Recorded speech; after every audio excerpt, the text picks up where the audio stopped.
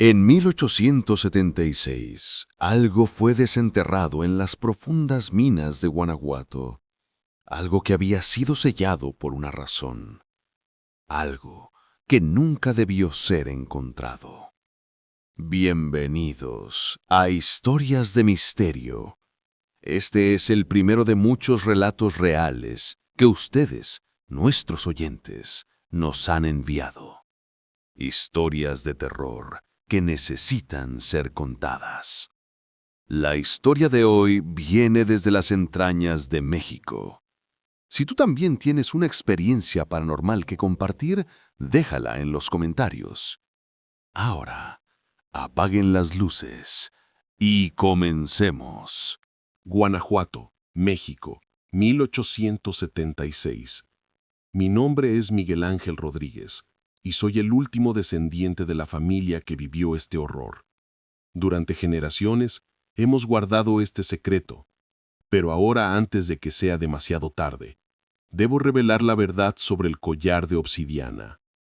Lo que voy a contarles sucedió hace casi 150 años en las profundas minas de plata de Guanajuato, una ciudad colonial que guardaba secretos tan oscuros como sus túneles subterráneos. Esta es la historia de cómo un objeto maldito destruyó a todos los que se atrevieron a poseerlo. Capítulo 1. El descubrimiento. Era el 15 de marzo de 1876. Mi tatarabuelo, Joaquín Rodríguez, trabajaba como capataz en la mina La Valenciana, la más rica y peligrosa de todas las minas de plata de Guanajuato. Con 45 años de edad y 30 de experiencia en las minas, Joaquín conocía cada túnel, cada galería, cada rincón de aquel infierno subterráneo mejor que nadie. Aquella mañana, el aire en la mina era diferente. Los mineros lo sentían. Había una pesadez, una opresión en el pecho que no se debía solo al polvo y a la falta de oxígeno. Los canarios, esas pequeñas aves que llevaban en jaulas para detectar gases tóxicos, estaban inquietos, saltando de un lado a otro de sus prisiones de metal. «Algo anda mal», murmuró Pedro Salazar, el minero más viejo del grupo, un hombre de 60 años cuyo rostro parecía tallado en la misma roca que excavaban. Las aves saben, siempre saben, pero Joaquín ignoró las supersticiones. Era un hombre práctico, un hombre de ciencia en la medida que un minero podía serlo en aquellos tiempos. Tenía una cuota que cumplir, y el patrón, don Sebastián Montero, no aceptaba excusas. Descendieron más profundo que nunca, más allá del nivel 7, más allá de donde cualquier hombre sensato se atrevería a ir. A 500 metros bajo tierra, el calor era insoportable, la oscuridad absoluta, excepto por las temblorosas llamas de las antorchas y las lámparas de aceite. Y entonces sucedió. Un estruendo sordo, un temblor. No era un terremoto, era algo diferente, como si la tierra misma hubiera suspirado. Una sección de la pared sur se derrumbó revelando una cámara que no debería existir. Los mineros se miraron entre sí, el miedo brillando en sus ojos cubiertos de polvo y sudor. «No entremos ahí», suplicó Pedro. «Es una tumba antigua. Puedo olerlo, puedo sentirlo en mis huesos». Pero la curiosidad de Joaquín era más fuerte que su cautela. Levantó su lámpara y se adentró en la oscuridad. La cámara era pequeña, no más de 5 metros cuadrados, pero lo que contenía hizo que el corazón de Joaquín latiera con fuerza. No era una formación natural.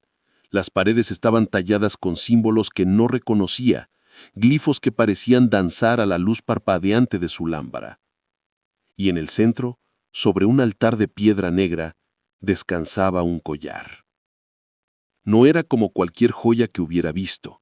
La cadena estaba hecha de plata oscurecida por los siglos, pero el medallón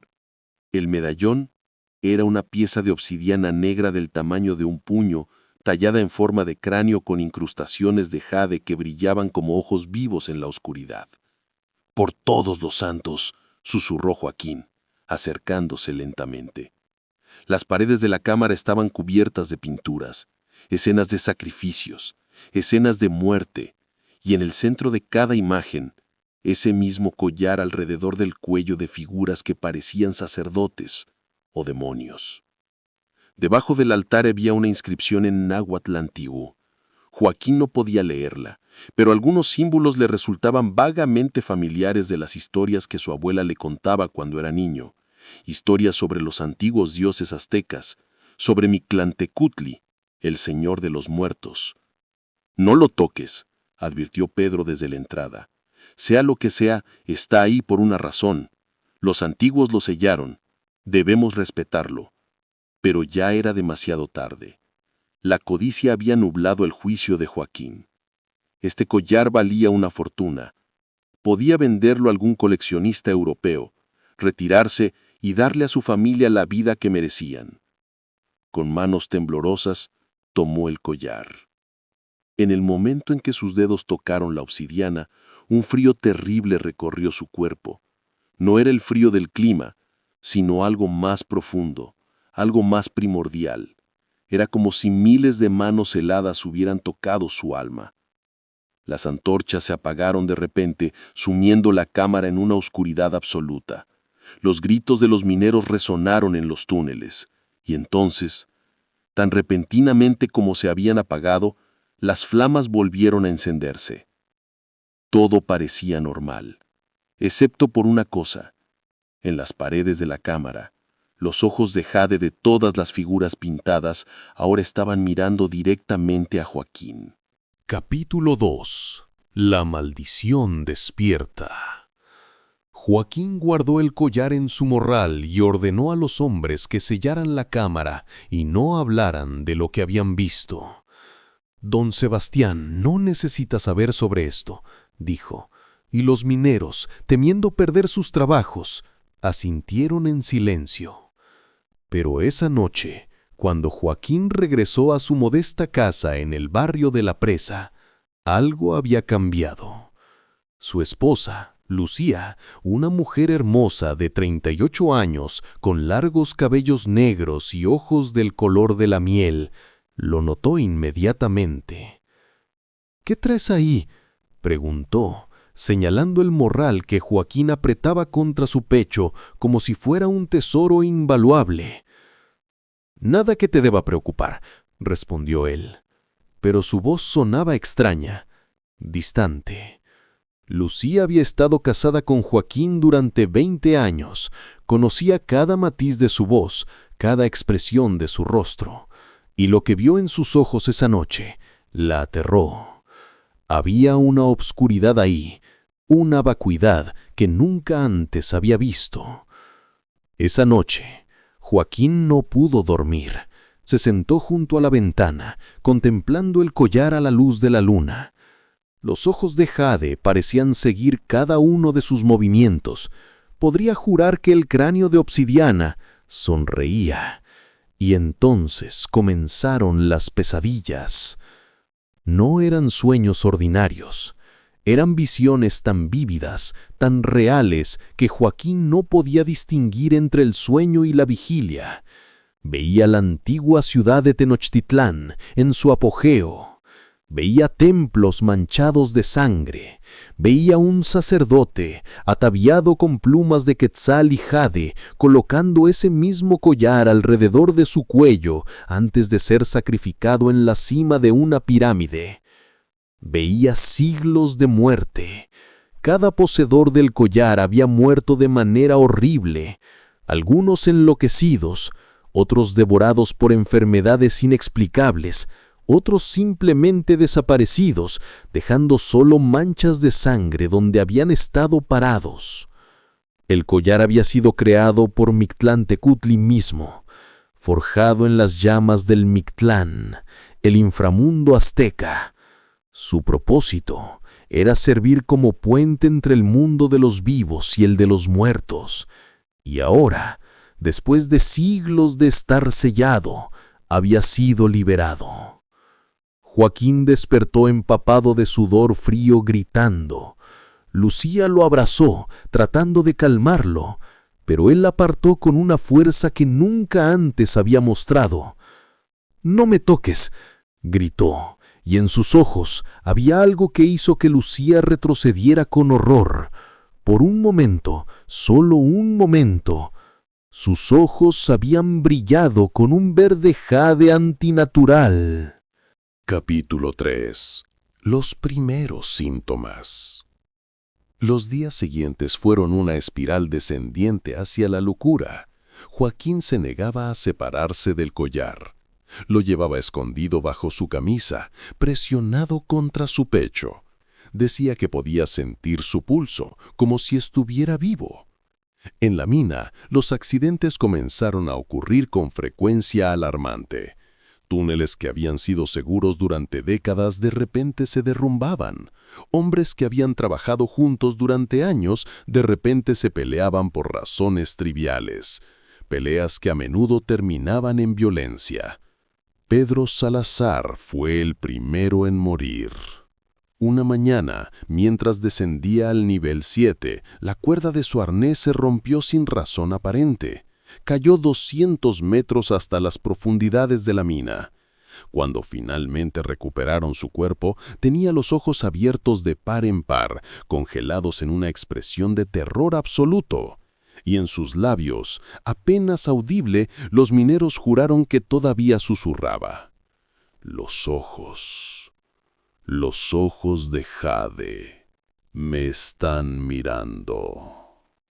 Joaquín asistió al funeral, pero no mostró emoción alguna. Lucía notó que su piel había adquirido un tono grisáceo, como ceniza, y cuando habló con ella esa noche, su voz era diferente, como si varias voces hablaran al mismo tiempo. «El collar me habla», confesó, sus ojos perdidos en algún punto distante. «Me muestra cosas, secretos del otro lado». Hay un lugar, Lucía, un lugar donde los muertos no descansan, y me está llamando. «Joaquín, por favor», suplicó, ella con lágrimas corriendo por sus mejillas. «Deshazte de esa cosa. Llévala de vuelta a la mina. Entiérrala. Quémala». Pero él solo rió, una risa hueca que hizo que la sangre de Lucía se helara en sus venas.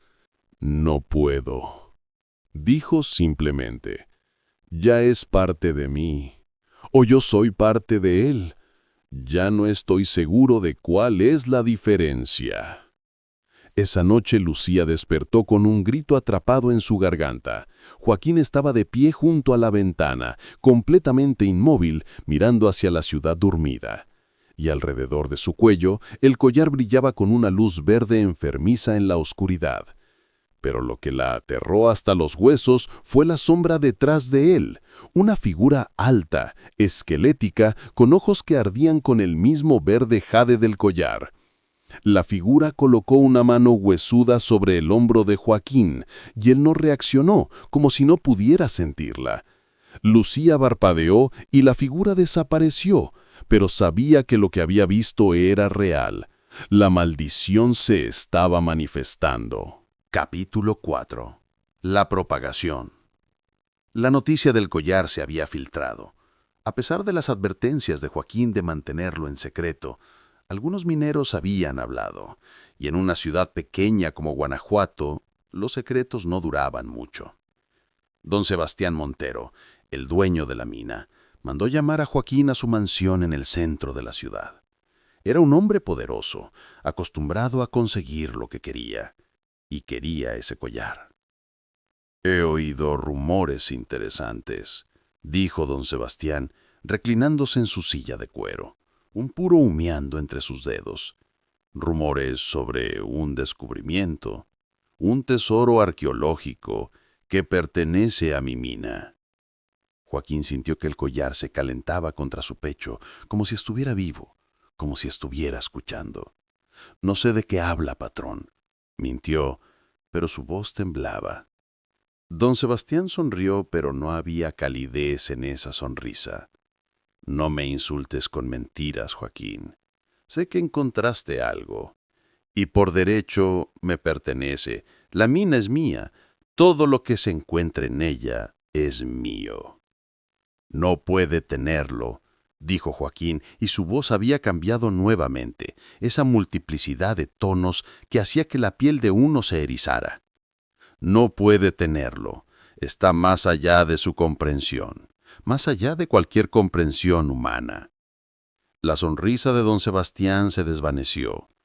¿Me estás amenazando? No, respondió Joaquín, poniéndose de pie lentamente. Le estoy advirtiendo, pero usted no escuchará. Ninguno de ustedes lo hace. La codicia es más fuerte que el sentido común.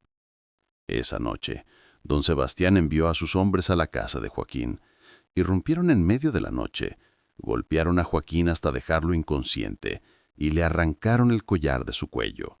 Lucía gritó, tratando de proteger a su esposo, pero fue apartada brutalmente. Mientras los hombres se llevaban el collar, ella vio algo que la perseguiría por el resto de sus días. El collar se resistía. Literalmente se resistía, como una serpiente tratando de volver a su dueño. Y cuando finalmente lo arrancaron completamente, Joaquín dejó escapar un grito que no sonaba humano. Don Sebastián estaba encantado con su nueva adquisición. La llevó a la mejor joyería de la ciudad para que la evaluaran. El joyero, un hombre francés llamado Marcel Baumont, quedó fascinado. «Es extraordinaria», murmuró examinando la pieza con su lupa. «Esta obsidiana es de una pureza que nunca he visto. Y estos ojos de jade, ¡mon Dieu!, es como si estuvieran vivos». «¿Y cuánto vale?», preguntó don Sebastián. Marcel sacudió la cabeza. «Es invaluable. Pertenece a un museo, o mejor aún, a un coleccionista privado en Europa. Podría obtener una fortuna por esto, decenas de miles de pesos, quizá más».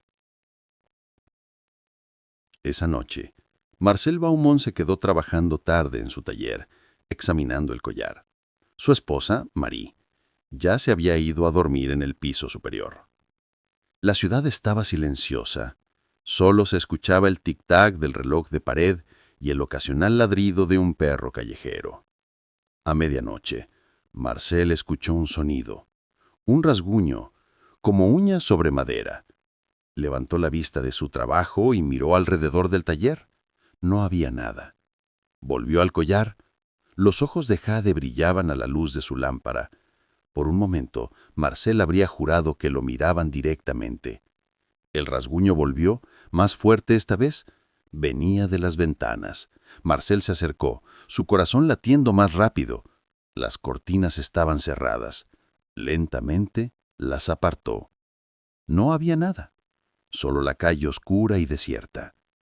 Se dio la vuelta para volver a su mesa de trabajo y se quedó petrificado. Sobre su mesa, rodeando el collar, había huellas. Huellas húmedas que olían a tierra podrida y muerte. Y no eran huellas humanas.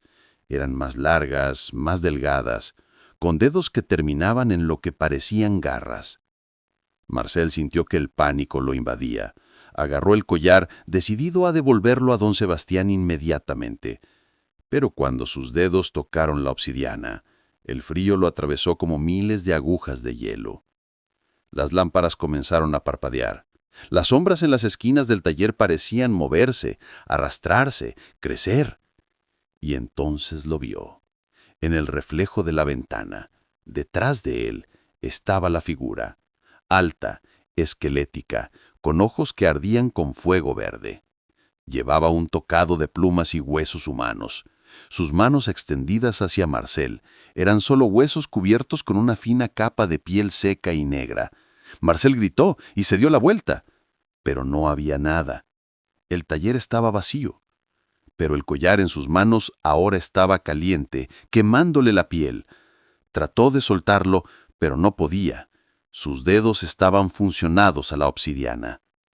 En el piso de arriba, Marie despertó con los gritos de su esposo.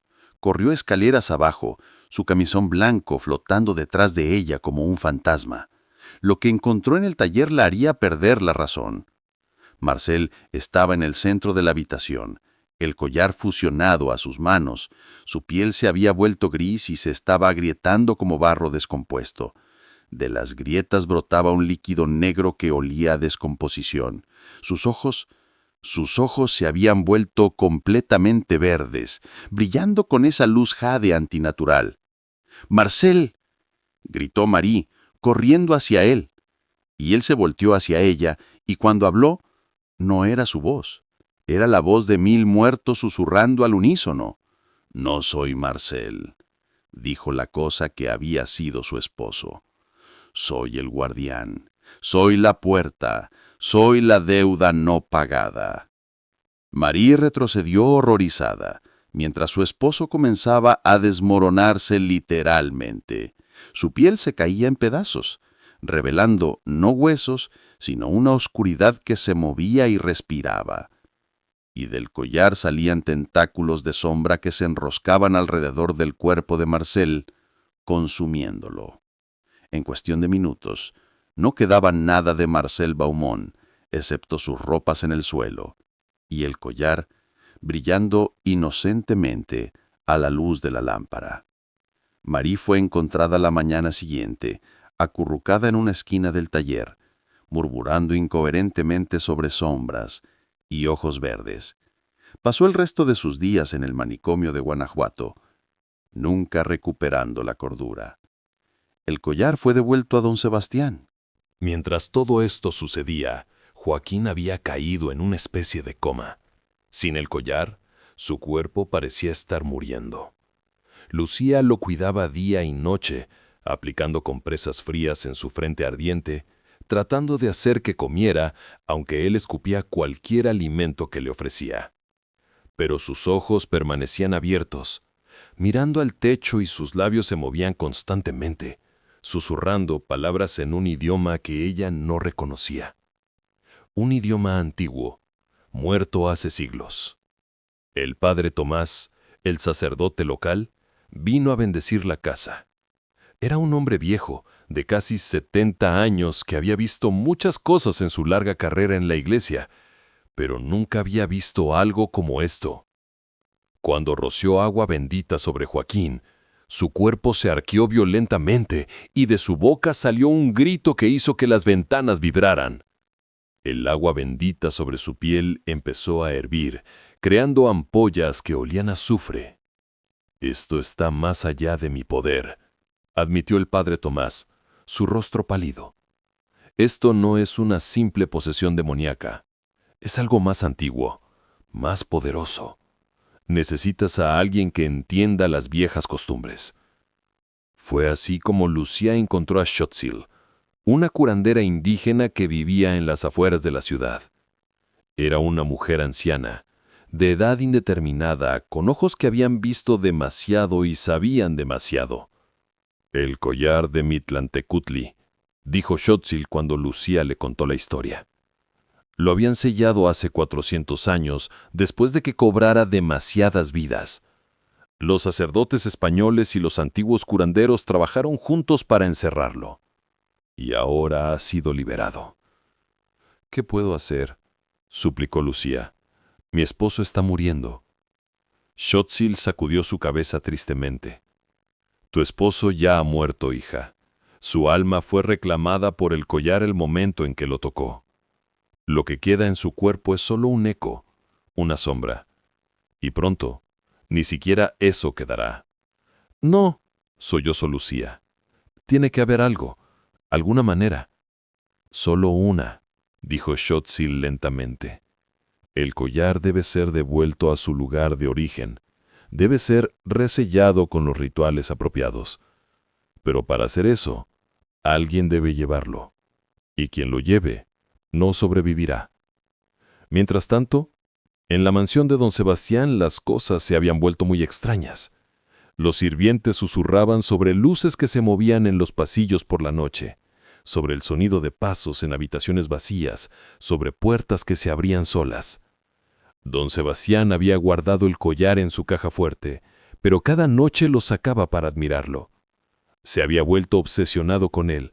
Pasaba horas mirándolo, trazando con sus dedos los contornos del cráneo de obsidiana. Su esposa, doña Catalina, estaba preocupada. «Sebastián, esa cosa no es natural.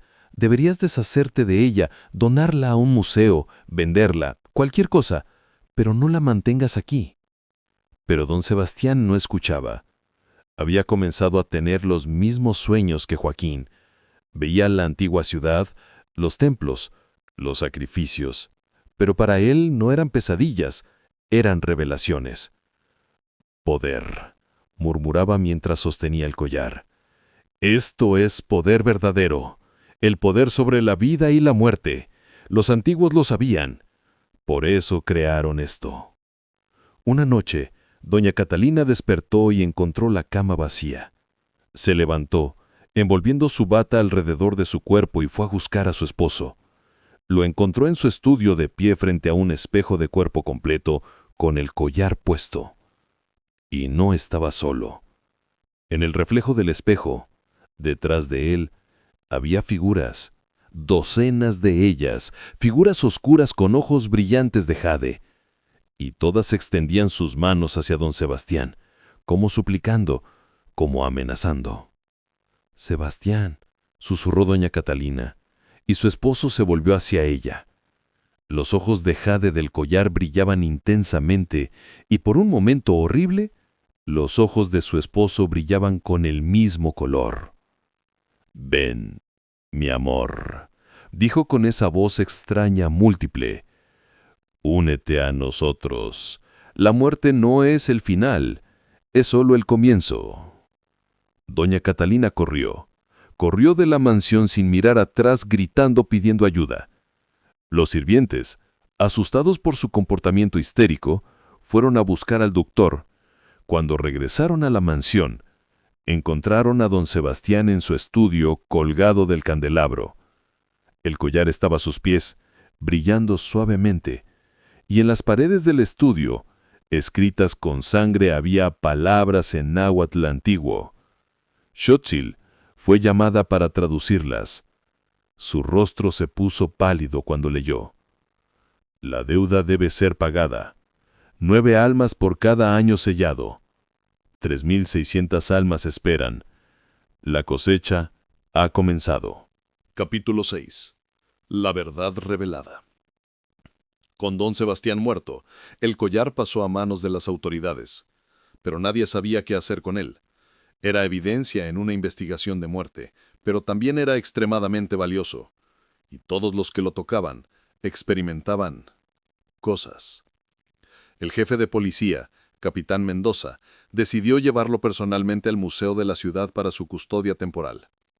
Era un hombre escéptico que no creía en supersticiones, hasta esa noche. Mientras conducía su carruaje a través de las calles oscuras de Guanajuato, con el collar guardado en una caja en el asiento junto a él, comenzó a sentirse observado. Miró por encima de su hombro constantemente, pero las calles estaban desiertas. Entonces, escuchó la risa.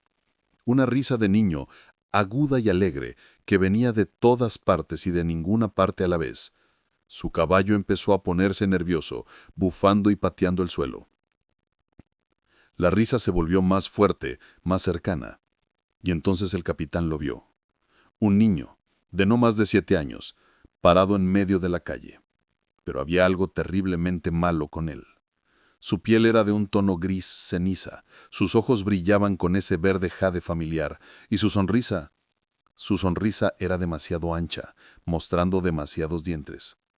El caballo relinchó y se encabritó, volcando el carruaje. El capitán fue lanzado al suelo, y la caja con el collar rodó por el empedrado. Se abrió, y el collar quedó expuesto a la luz de la luna. El niño se acercó, su cabeza ladeada en un ángulo antinatural. «Juega conmigo», dijo, con una voz que sonaba como 1000 niños hablando al unísono. «Juega con nosotros. Hemos estado solos tanto tiempo». El capitán retrocedió, arrastrándose sobre el pavimento. «¿Qué eres?» «Somos los olvidados, los sacrificados, los que alimentaron el collar durante siglos. Nuestras almas están atrapadas en él, y ahora que está libre, nosotros también lo estamos, y tenemos hambre, tanta hambre». Más figuras comenzaron a aparecer desde las sombras. Hombres, mujeres, niños, todos con la misma piel gris ceniza, esos mismos ojos verde jade, esas mismas sonrisas demasiado anchas. Se movían de manera errática, como marionetas con cuerdas rotas. El capitán gritó, y el sonido despertó a los vecinos. Las luces comenzaron a encenderse en las casas cercanas. Las figuras retrocedieron hacia las sombras, pero el niño permaneció, mirando fijamente al capitán. «No pueden detenerlo», dijo. «Ya ha comenzado. Las puertas están abiertas. Pronto todos caminaremos bajo la luz de la luna. Todos nosotros». Y entonces desapareció, como si nunca hubiera estado ahí. Pero el collar en el suelo brillaba más intensamente que nunca. Cuando los vecinos llegaron, encontraron al capitán Mendoza acurrucado contra una pared, murmurando incoherentemente sobre niños muertos y ojos verdes. El collar fue llevado al museo, pero nadie se atrevía a tocarlo directamente. Lo movieron usando palos largos y lo colocaron en una vitrina de cristal. Esa noche el museo fue cerrado y sellado. Pero por la mañana, el vigilante fue encontrado muerto en el pasillo, sus ojos abiertos de par en par, su cara congelada en una expresión de terror absoluto. Y la vitrina estaba vacía. El collar había desaparecido. Xochitl sabía que solo quedaba una opción. Debía realizar el ritual de sellado, aunque eso significara su muerte. Pero primero necesitaba encontrar el collar. «Está buscando a su verdadero dueño», explicó a Lucía. «Joaquín fue el primero en tocarlo después de siglos. Su alma está atada a él ahora. El collar volverá a él». Y tenía razón. Esa noche, Lucía despertó con un ruido en la habitación de su esposo. Entró lentamente, una vela en su mano temblorosa. Joaquín estaba sentado en la cama, completamente despierto por primera vez en días, y alrededor de su cuello estaba el collar. «Lucía», dijo, y su voz era la de su esposo, clara y familiar. «Mi amor, ayúdame». Ella corrió hacia él, lágrimas de alivio corriendo por sus mejillas. «Joaquín, has vuelto». Pero cuando lo abrazó, sintió el frío, un frío que venía de lo más profundo de su ser, y cuando él la miró, vio que sus ojos parpadeaban entre marrón y verde jade. «No tengo mucho tiempo», dijo rápidamente. «La cosa dentro del collar me está consumiendo. Puedo sentirla, arrastrándose a través de mis venas, llenando cada espacio vacío dentro de mí. Pero mientras aún soy yo, mientras aún puedo luchar, debes prometerme algo». «Cualquier cosa», sollozó Lucía. «No le dejes que esto le pase a nadie más. Encuentra a Xochitl, ella sabe qué hacer, y dile que lo siento. Siento haber sido tan tonto, tan codicioso. Mi codicia ha condenado a toda la ciudad». «No digas eso», suplicó Lucía. «Vamos a salvarte. Xochitl puede...» «No», la interrumpió Joaquín gentilmente. «No hay salvación para mí. Mi alma le pertenece al collar ahora. Pero los vivos pueden ser salvados. Debes hacerlo, Lucía. Prométemelo».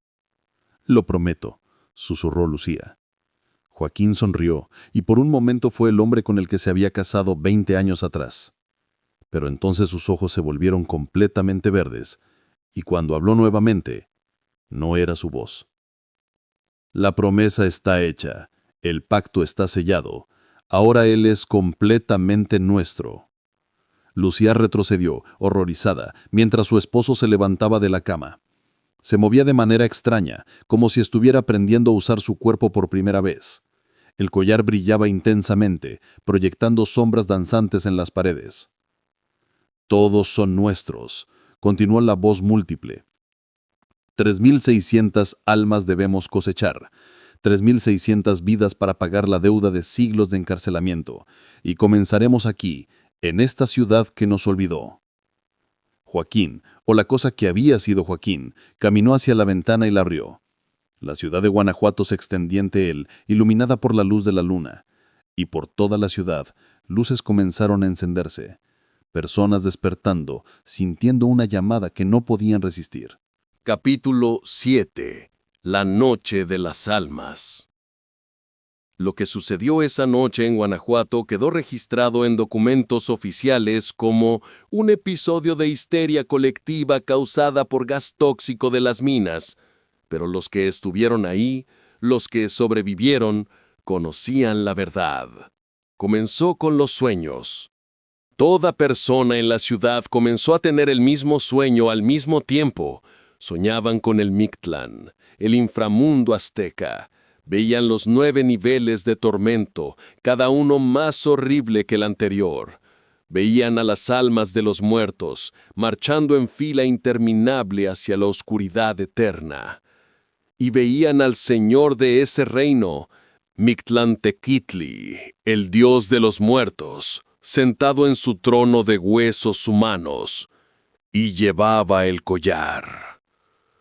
La gente despertó gritando, pero no eran gritos de terror normales, eran gritos que parecían arrancados de sus almas mismas, y mientras gritaban, sus voces se sincronizaban, creando una sinfonía horrible que resonaba a través de la ciudad.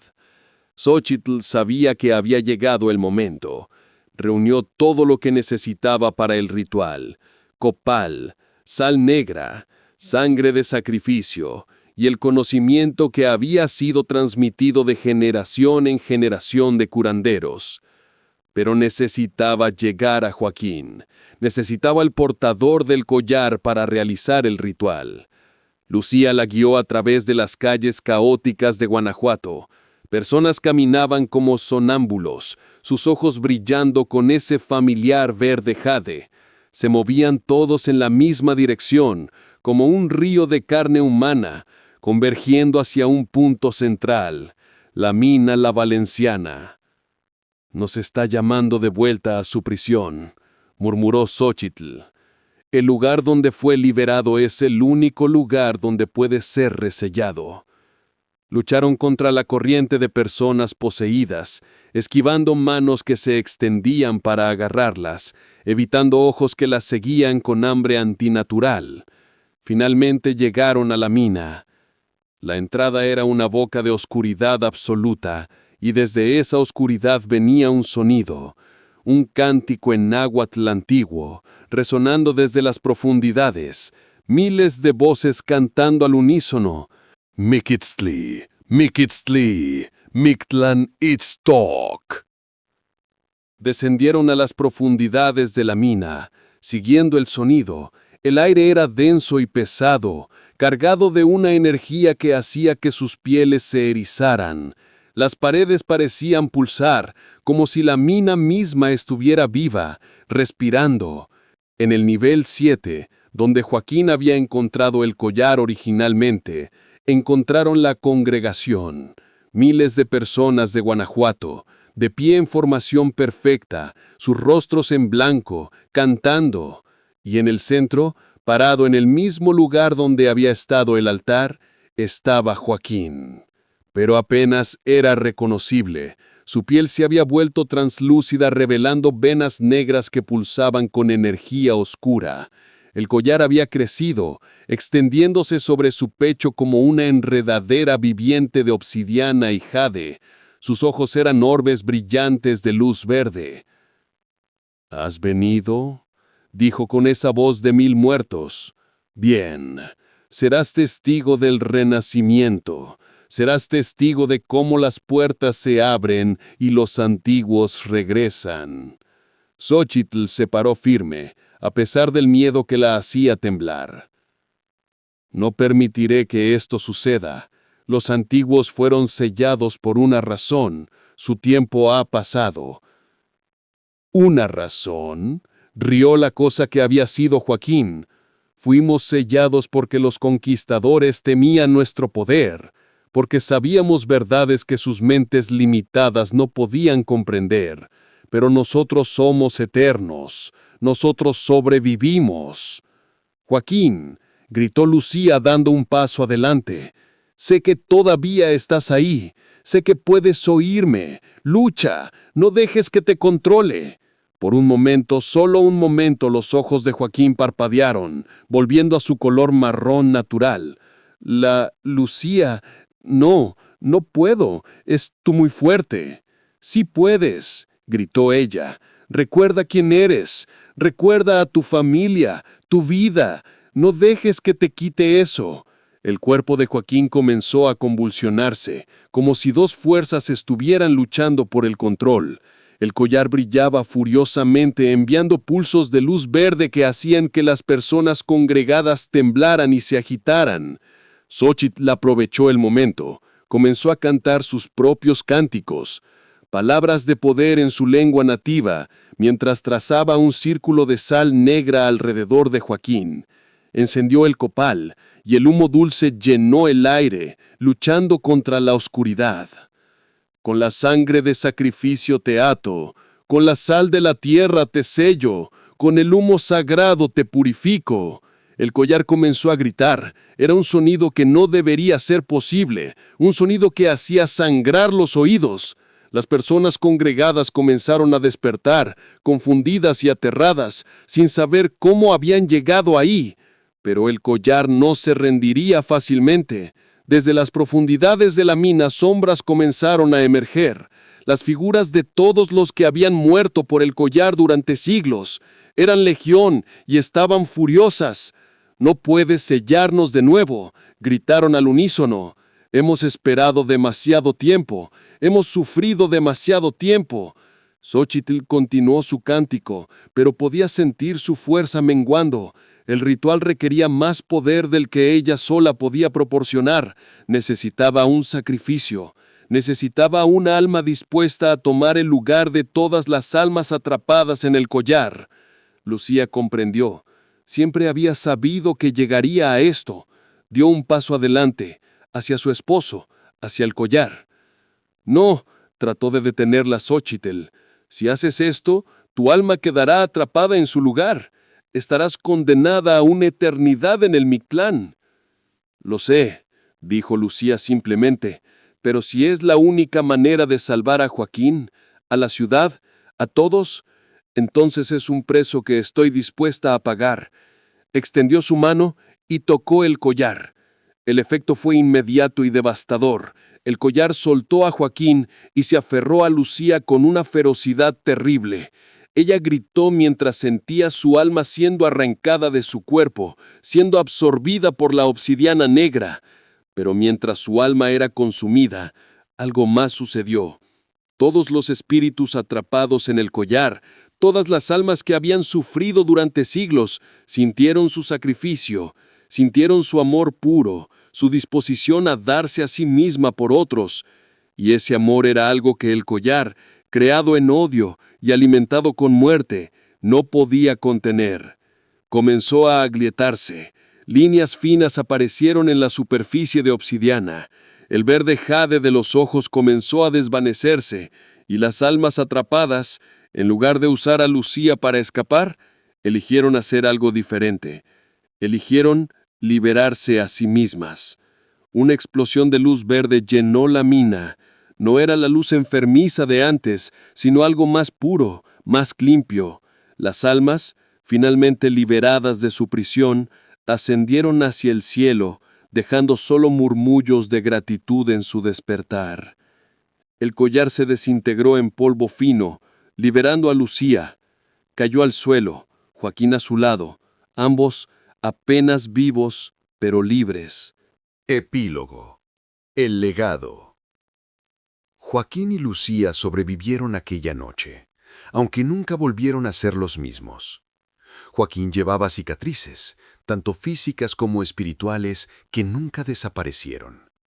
Lucía había envejecido décadas en una sola noche, su cabello negro ahora completamente blanco.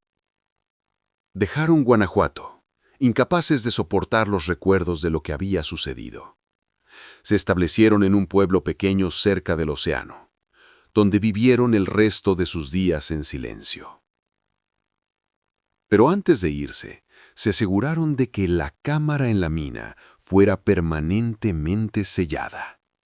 No solo sellada, sino colapsada, enterrada bajo toneladas de roca. Xóchitl realizó bendiciones que duraron 3 días y 3 noches, asegurándose de que nada pudiera emerger de ese lugar nunca más. La historia oficial Como mencioné al principio, habló de gases tóxicos e histeria colectiva. Los muertos fueron explicados como víctimas de accidentes desafortunados.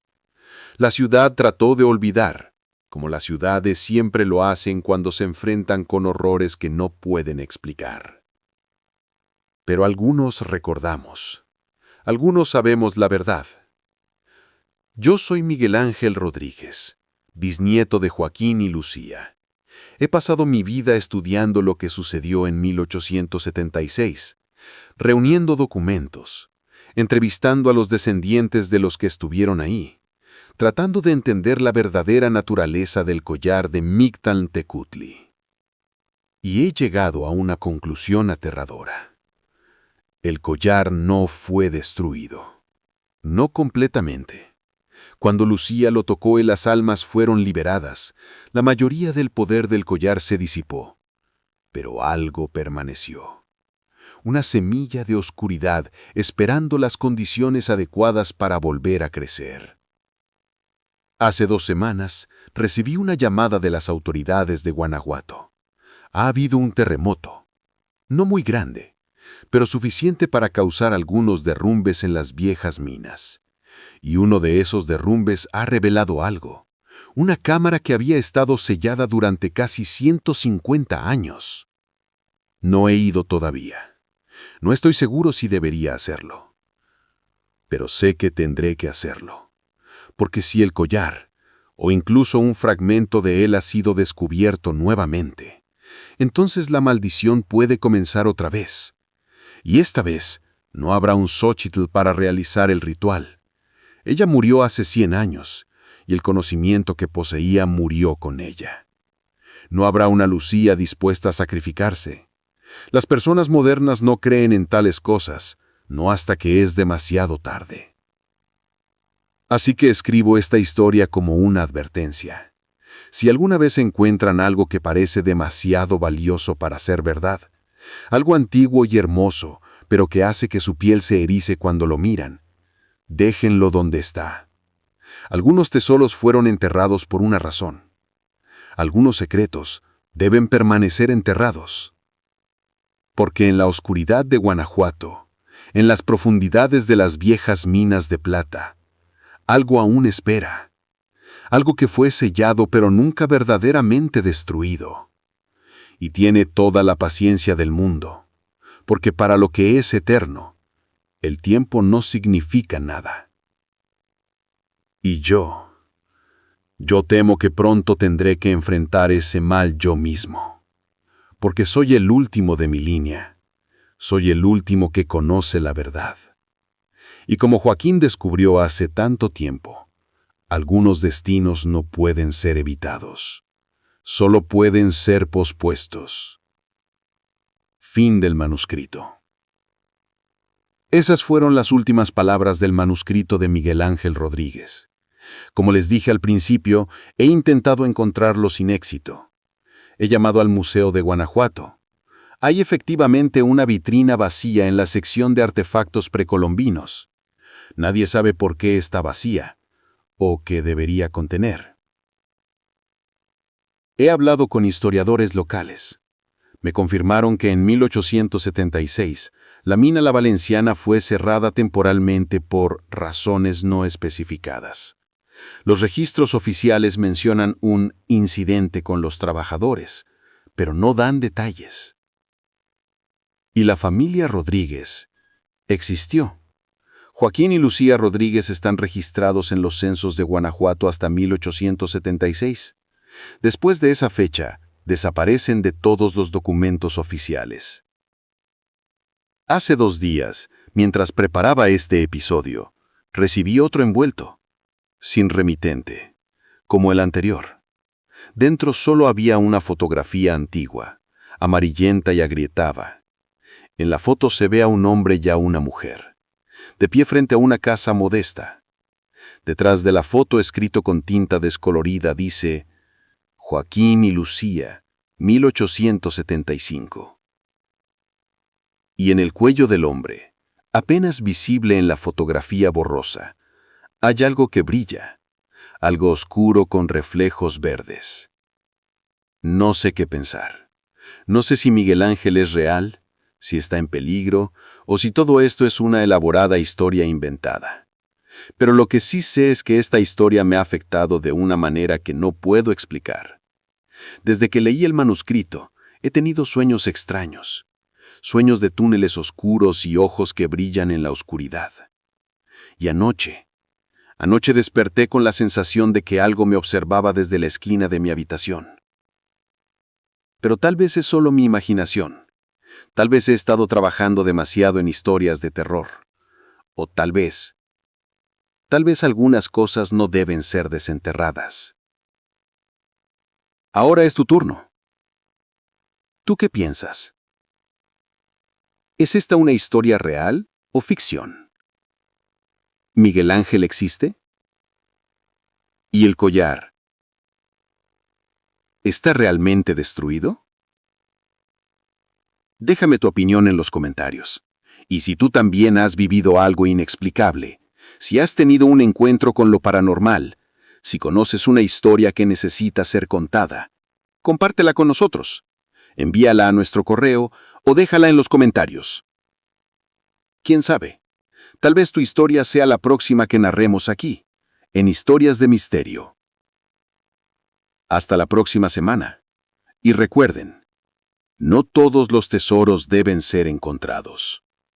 Algunos secretos deben permanecer enterrados. Buenas noches. Y que tengan dulces sueños.